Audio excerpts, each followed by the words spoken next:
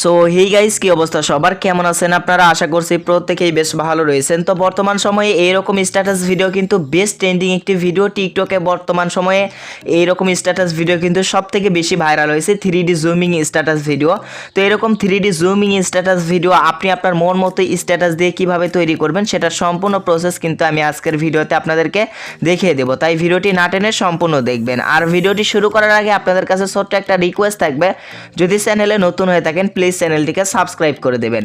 তো এরকম 3D zooming status video তৈরি করার জন্য আপনার প্রথমে প্রয়োজন হবে ব্যাকগ্রাউন্ডে একটা পিক এবং ব্যাকগ্রাউন্ডে একটা মিউজিক। তো দুইটাই আমি আমার গুগল ড্রাইভে আপলোড করে রেখেছি। আপনারা কি করবেন, আমার এই ভিডিওর ডেসক্রিপশন বক্সে দেখবেন আমার দেওয়া গুগল ড্রাইভের লিঙ্ক দেওয়া রয়েছে। তো আমার দেওয়া গুগল ড্রাইভের লিঙ্কে ক্লিক করলে সরাসরি আপনাকে কিন্তু আমার গুগল ড্রাইভে নিয়ে আসবে। তো সেখানে দেখতে পারবেন ব্যাকগ্রাউন্ডে ব্যবহার করার জন্য একটা পিক রয়েছে এবং একটা ভিডিও রয়েছে। সেই ভিডিও থেকে আপনাকে যে এরকম 3D জুমিং স্ট্যাটাস ভিডিওতে আপনাকে মিউজিক ব্যবহার করতে হবে, অর্থাৎ অডিও ব্যবহার করতে হবে। তো দুইটাই কি করবেন, আমার গুগল ড্রাইভ থেকে প্রথমে ডাউনলোড করবেন। দেন ডাউনলোড করার পর তারপরে আপনাদেরকে দুইটা অ্যাপস ইনস্টল করতে হবে প্লে স্টোর থেকে। দুইটা অ্যাপসই প্লে স্টোরে রয়েছে। প্রথম অ্যাপসটি হচ্ছে আবেগ অ্যাপস, দ্বিতীয় অ্যাপসটি হচ্ছে ক্যাপকাট অ্যাপস। দুইটা অ্যাপসটি প্লে স্টোরে সার্চ করবেন আবেগ অ্যাপস লিখে, তাহলে কিন্তু আবেগ অ্যাপসটি চলে আসবে।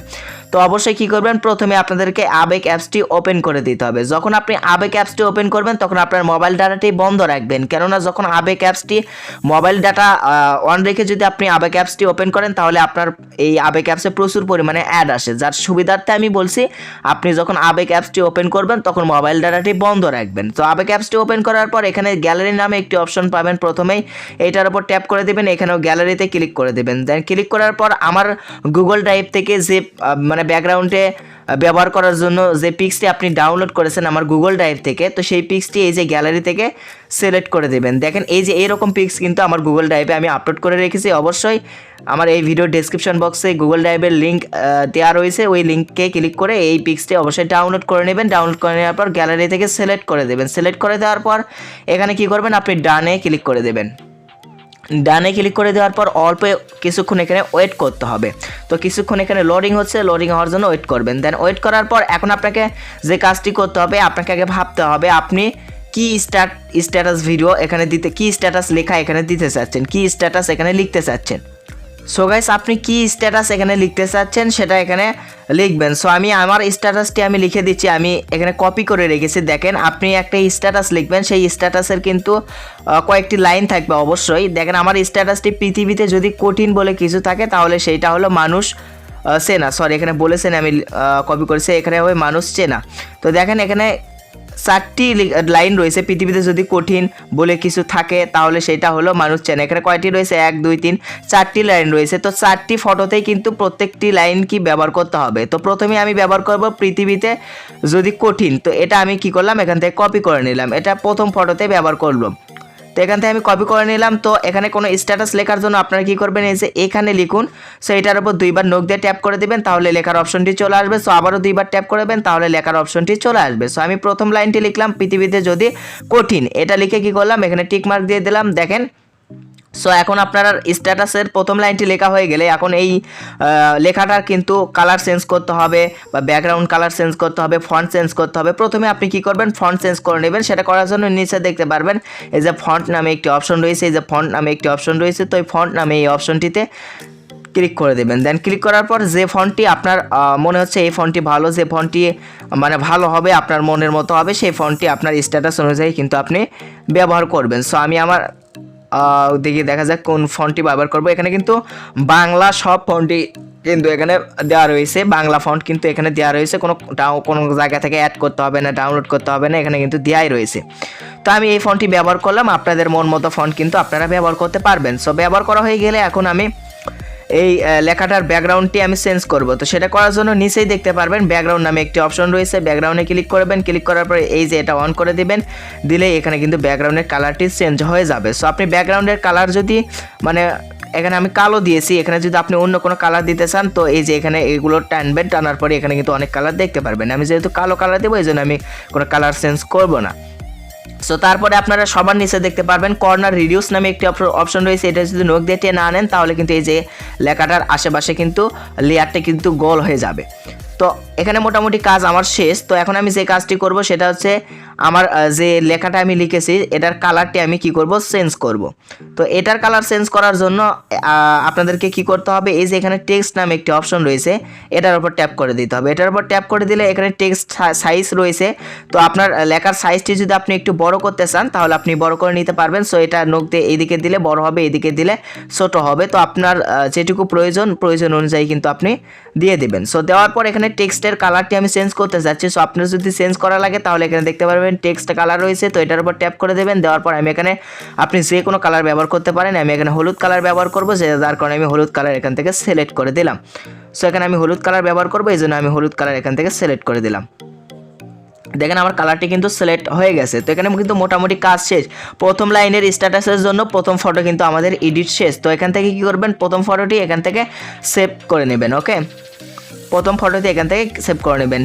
সেভে ক্লিক করলে গ্যালারিতে সেভ হয়ে যাবে। তো তারপরে কিন্তু এখানে কিন্তু প্রথম লাইনের কাজটি শেষ। তো আবারও কি করবেন, এই যে এই লেখার উপরে ট্যাপ করে দেবেন, দিয়ে কি করবেন, আপনি এখানে আপনার স্ট্যাটাসের দ্বিতীয় লাইনটি এখান থেকে দিয়ে দিবেন। তারপরে আমার দ্বিতীয় লাইন ছিল বলে কিছু থাকে, এটা হচ্ছে যে আমার স্ট্যাটাসের দ্বিতীয় লাইন। তো দ্বিতীয় লাইনটি আমি এখান থেকে কপি করে নিলাম। সো আপনারা আপনাদের স্ট্যাটাসের দ্বিতীয় লাইনটি এখান থেকে কপি করবেন, কপি করে এই যে এখানে পেস্ট করে দেবেন। দেওয়ার পর টিকমার্ক দিয়ে দেবেন। দেখেন এই যে এখান থেকে কিন্তু শুধু কপি করে দেবেন। দেওয়ার পর এখানে সব কাজ শেষ।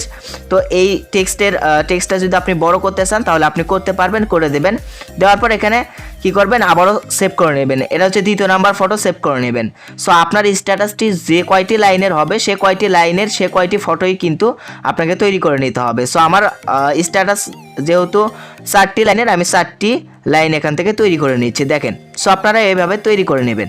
সো এখান থেকে আমি তৃতীয় লাইনটি কপি করলাম। কপি করার পর আমি কি করলাম, আবারও এখানে চলে আসলাম। আসার পর এই যে সো আপনারা এটার এই ওপর দুইবার নখ দিয়ে ট্যাপ করবেন। ট্যাপ করার পর এই যে বলে কিছু থাকে এটা কেটে দেবেন। দেওয়ার পর এখানে শুধু তাহলে সেইটা হলো, এটা আমি পেস্ট করে দিলাম এখানে। এই যে এটা কিন্তু আমার পেস্ট হয়ে গেল। তো এই তৃতীয় নাম্বার ফটোটি আমি আবারও সেভ করলাম। তো এইভাবে আমি 4টি ফটোই কিন্তু সেভ করছি। তো আপনারাও কি করবেন, আপনাদের স্ট্যাটাসটি যে কয়টি লাইনের হবে সে কয়টি ফটোতেই কিন্তু এক লাইন করে কিন্তু ব্যবহার করতে হবে। ব্যবহার করে এখান থেকে সেভ করে নিতে হবে। সেভ হয়ে গেলে আপনাদেরকে এখন যে কাজটি করতে হবে, আপনাদের কী করতে হবে, ক্যাপকাট অ্যাপসটি ওপেন করে দিতে হবে। অবশ্যই ক্যাপকাট অ্যাপসটি ওপেন করে দেবেন। সো ভিউয়ার্স, ক্যাপকাট অ্যাপসটি ওপেন করে দেওয়ার পর আপনারা এখান থেকে নিউ প্রজেক্টে ক্লিক করে দেবেন। এই নিউ প্রজেক্টে ক্লিক করে দিলে আপনার মাঝে আপনাকে গ্যালারিতে নিয়ে আসবে। সো এখান থেকে গ্যালারিতে আসার পর ফটোসে ক্লিক করে দেবেন। ওই যে আবেগ অ্যাপস থেকে আপনি যে 4টি ফটো বা আপনার স্ট্যাটাস অনুযায়ী যে কয়টি ফটো হয়েছে সে কয়টি ফটো প্রথম থেকে কী করবেন, আপনি সিলেক্ট করে দেবেন। দেখেন আমি প্রথম থেকে আমি সিলেক্ট করে দিচ্ছি। এই যে দেখুন, আমি প্রথম থেকে পৃথিবীতে যদি কঠিন দেখুন, তারপর বলে কিছু থাকে, তারপর হচ্ছে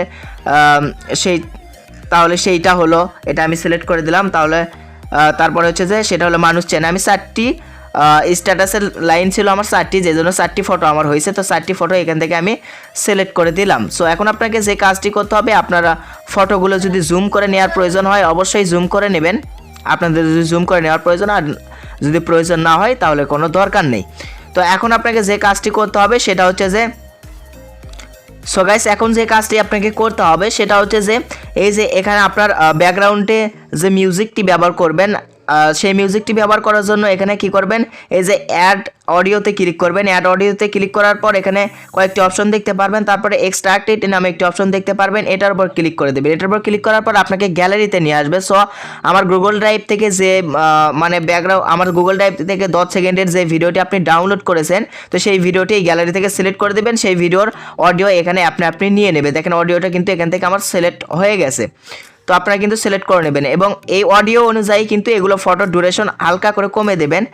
এগুলোর ফটোর ডিউরেশন হালকা করে, সব ফটোর ডিউরেশনে হালকা করে কমে নেবেন, সব ফটোরই ডিউরেশন হালকা পাতলা করে কমে নেবেন, তাহলে কিন্তু ভালো হবে।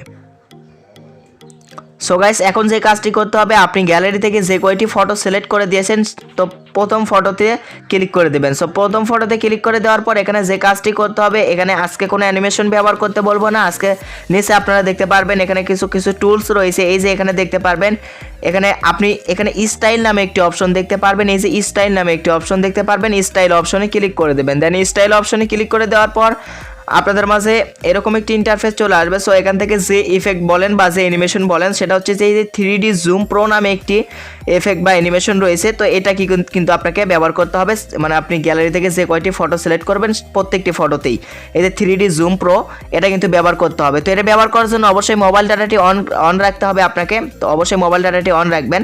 3D জুম প্রো এই যে এই অ্যানিমেশনটি আপনি কি করবেন, ব্যবহার করবেন। এটাতে ক্লিক করার পর এখানে কিন্তু জেনারেটিং নামে একটি লেখা আসবে। এখানে 100% হওয়া পর্যন্ত আপনাকে ওয়েট করতে হবে। তো 100% হওয়া পর্যন্ত এখানে কিন্তু আপনাকে ওয়েট করতে হবে। এই 3D জুম প্রো অ্যানিমেশন বা ইফেক্ট বলেন প্রত্যেকটি আপনি যে কয়টি ফটো সিলেক্ট করবেন গ্যালারি থেকে সে কয়টি ফটোতেই ব্যবহার করতে হবে এই 3D জুম প্রো অ্যানিমেশনটি। সো এখানে জেনারেটিং হতে অল্প একটু সময় নেবে, অল্প একটু, এখানে 100% হতে 99% হওয়া পর্যন্ত এখানে তারপরে একটু সময় নেবে, অল্প একটু এখানে কিন্তু আপনাকে ওয়েট করতে হবে। সো গাইস আপনি যে কয়টি ফটোই সিলেক্ট করবেন সে কয়টি ফটোতেই 3D জুম প্রো এই ইফেক্টটি কিন্তু আপনাকে ব্যবহার করতে হবে। তো আমি তৃতীয় নাম্বার ইয়েতে ব্যবহার করতেছি। তো অবশ্যই এখানে আমি আবারও বলছি জেনারেটিং হতে অল্প একটু সময় নেবে, জেনারেটিং হওয়া পর্যন্ত 100% হওয়া পর্যন্ত এখানে ওয়েট করতে হবে। সো গাইস প্রত্যেকটি ভিডিওতে কি করবেন আপনি প্রত্যেকটি যে কয়টি ফটো গ্যালারি থেকে সিলেক্ট করবেন প্রত্যেকটিতে এই 3D জুম প্রোটি ব্যবহার করবেন এই অ্যানিমেশনটি। সো আমি আবার বলছি এটা কিভাবে ব্যবহার করবেন। তো প্রথম ফটোতে ক্লিক করবেন, ক্লিক করার পর এখানে নিচে দেখতে পারবেন স্টাইল নামে একটি অপশন রয়েছে। তো স্টাইল অপশনটিতে ক্লিক করলে আপনি 3D জুম প্রো এই অপশনটি পেয়ে যাবেন।